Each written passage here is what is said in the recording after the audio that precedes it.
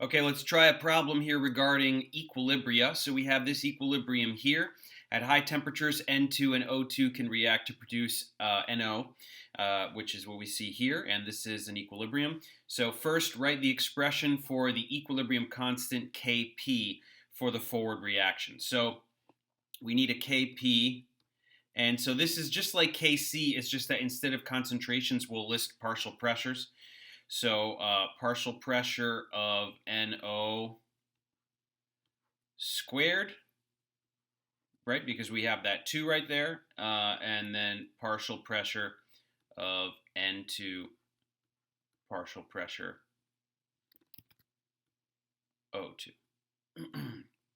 Okay, so if these were not gases, if these were aqueous species, we would have concentrations squared, but with gases, the convention is to list partial pressures. But everything else is the same. It's products over reactants, and we're raising to the power of the stoichiometric coefficient. Now, a student injects N2 and O2 into a previously evacuated rigid vessel and raises the temperature to 2000 Celsius. At this temperature, the initial partial pressures are 6.01 and 1.61 atmospheres. The system is allowed to reach equilibrium. Then the partial pressure of NO at equilibrium is 0.122 atmospheres. Calculate the value of Kp. So we need equilibrium pressures. We're given 2 initial pressures, and we're given 1 equilibrium pressure, so we definitely are going to need an icebox here. We're going to do an icebox. So let's put N2, O2, NO. So what are the initial pressures? We've got 6.01, and we've got 1.61, and we have 0 NO, right? We are starting with only N2 and O2, and then they react. Now, what is going to be the, and let's just go ahead and put 0.122 for the equilibrium value for NO, because that is given to us, that was measured. Now, what are the change values going to be? For that, we look at the stoichiometry. So we have 1 to 1 to 2. So for 1 mole of N2 and 1 mole of O2, we get 2 moles of NO. So these, we're starting with only reactants, so those get depleted, right? We have to put minus X and minus X because those are getting used up. But NO, we're gaining NO, and for if these are minus X, this has to be plus 2X, right? Because we're getting twice as much NO as we're losing each of these. So that means 6.01 minus X and 1.61 minus X, okay? So, but the thing is here, we can solve for X, because look at this.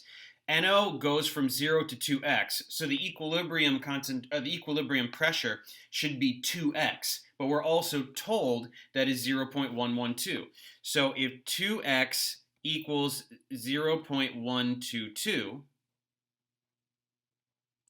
then X equals 0.0611, right? And so that means that at equilibrium, N2 equals 5.95, and O2 equals 1.55. Right, because we just solved for X, and then 6.01 minus X is 5.95, and 1.61 minus 0.06 is 1.55. So now we have all of our equilibrium values, and we can just plug these in. So Kp is going to be, on the top, we put 0.122 squared. And over that goes the other 2. So 5.95 times 1.55. And if we put that into our calculator, we're going to get 0.00161. So that is the Kp there. So this is a very straightforward icebox. We definitely need to be able to do this. So when we're talking about equilibria, right, we have some initial concentrations or pressures. We allow the system to equilibrate, and then we get more data. That's telling us we need to do an icebox, and we just put in what we're given, and then get the rest from there algebraically.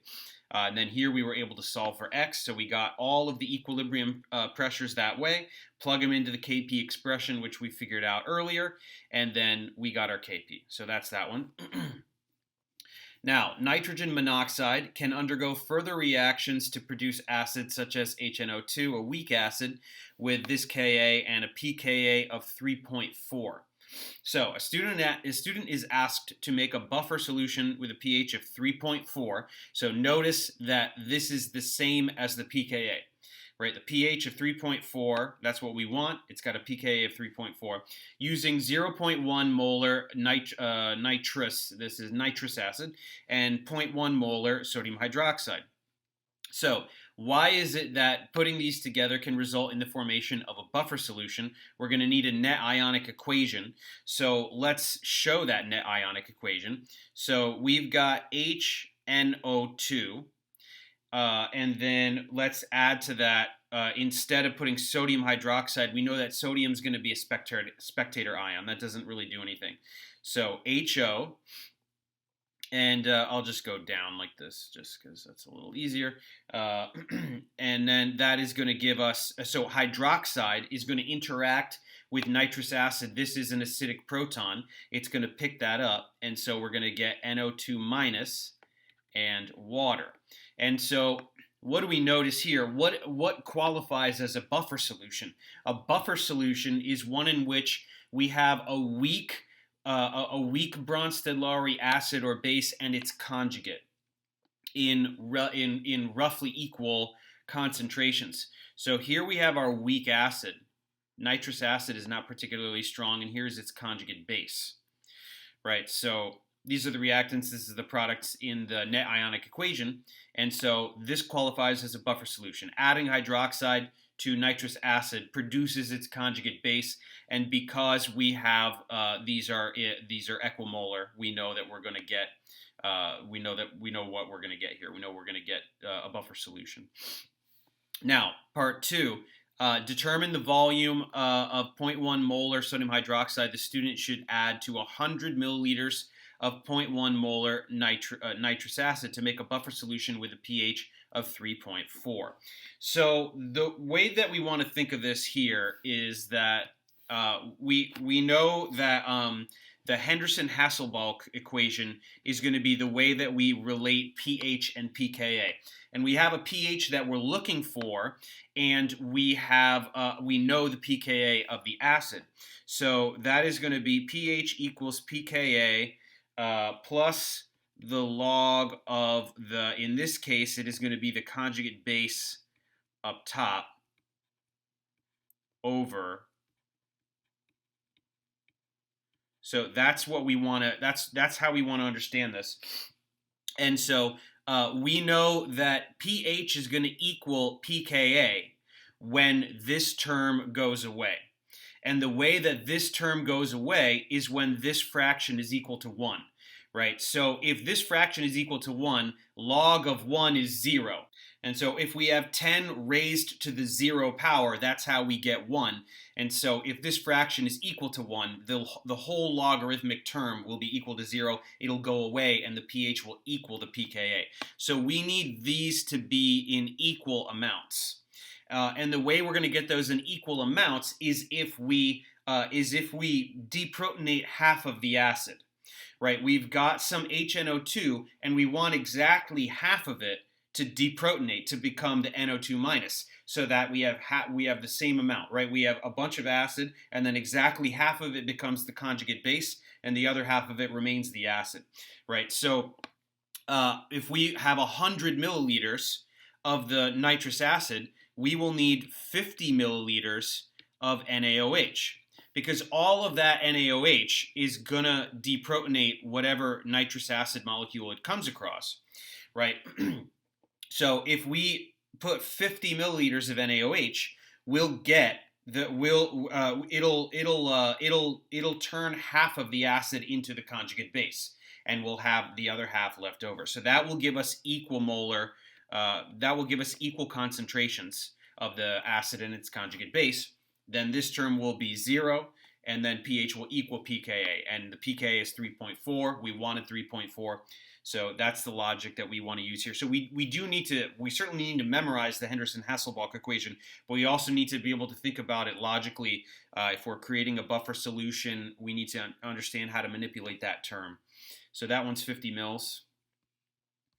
Now, a second student makes a buffer by dissolving 0.1 moles of NaNO2 in 100 mils of 1 molar nitrous acid, which is more resistant to changes in pH when a strong acid or strong base is added. The buffer made by the second student in the previous one, by this one, or the buffer made by the first student in part C. So what we're understanding here is we've got 0.1 moles in 100 milliliters. Right, so 0.1 moles over a tenth of a liter, that's a much more concentrated situation. In addition, we have 1 molar HNO2. That's 10 times more concentrated than what we just looked at. And so because these are higher concentrations, that's going to be this student right here. So it's more resistant to changes in pH. The pH will be the same. That we have higher concentrations of the components of the buffer doesn't change the pH. It just means it's resistant. It's more resistant to changes in pH. We can add more acid or base without the pH changing because there's simply more molecules of the components of the buffer. So eventually, right there, every buffer has a buffer capacity that will get exhausted. Eventually you add so much acid or base that you've neutralized every single molecule of the buffer. So the more buffer you have, the longer it takes to exhaust the buffer capacity. So we're just looking at quantities. We have a 1 molar HNO2, right? It's just a more concentrated buffer solution. So that will be the second student. And now a new buffer is made with HNO2 as one of the components. A particulate representation is here, and we want to know if the pH is going to be greater than, less than, or equal to 3.4. So here are the HNO2s. Let's go ahead and write this again. pH equals pKa plus log NO2 minus over HNO2. And so we don't have concentrations, but we can just use numbers, right? We can just say, we can just count these up. Plus log of, and how many NO2 minuses are there? That's just the circle, 1, 2, 3, 4, 5, right? It doesn't matter that these aren't actually concentrations because it's a ratio. Right, whatever the concentrations truly are, they will obey this numerical ratio that we get just by counting the molecules. HNO2 looks like that. We have 1, 2, 3, 4, 5, 6, 7, 8, 9, 10. 5 over 10. And so that's the log of 1/2 is negative 0.3. And so the pH is going to equal, the pKa we already know is 3.4. And then this is negative 0.3.